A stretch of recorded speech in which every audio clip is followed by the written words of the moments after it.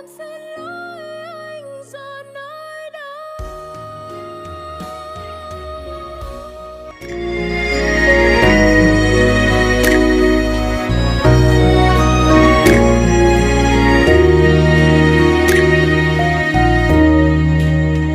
Cũng đã lâu rồi mình không thấy nhau.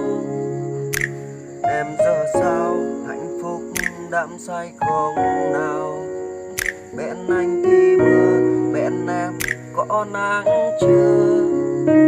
Bao nhiêu dư thừa trôn dấu kỷ niệm xưa.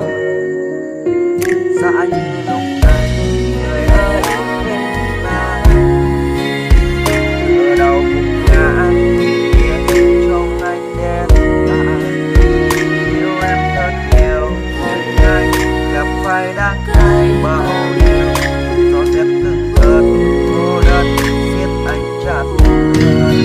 Biết không em đoạn đường mà ta qua nhiều lúc vô tâm, đôi khi em vội vã đã làm em phải buồn, đã làm em phải đau. Anh xin lỗi em giờ đang đi đâu, tại anh đây sao em không dắt anh đi cùng. Chẳng cần biết bên em dài hoạt động và tìm đâu thấy hạnh phúc cho riêng mình. Giống như em cô gái anh từng yêu.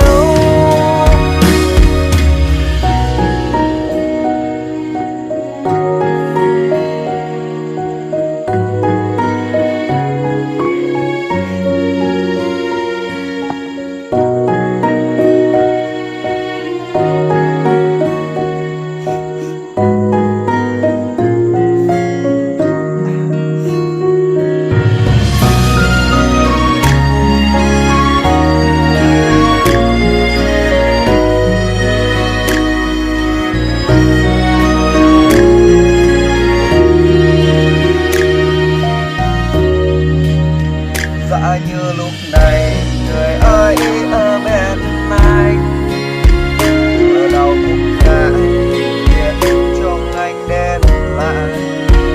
Yêu em thật nhiều nhưng anh nói cảm đắng cay bao điều. Gió rét từng cơn cô đơn siết anh chặt hơn. Biết không em đoạn đường mà ta qua lúc vô tâm, đôi khi anh vội vã đã làm em phải buồn, đã làm em phải đau.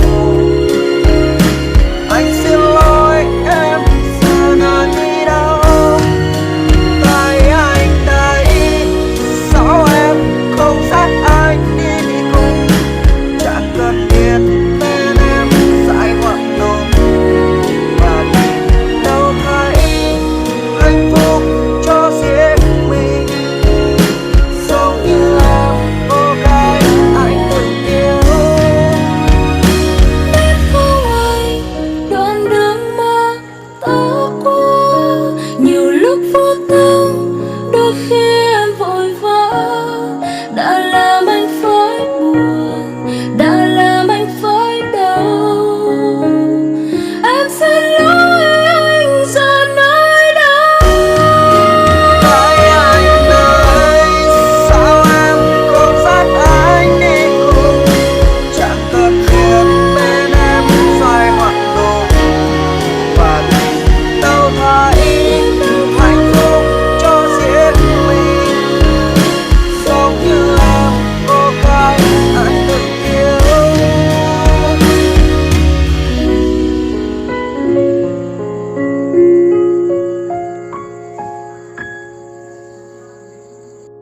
Đã bao lâu rồi chẳng thể mơ lòng em sẽ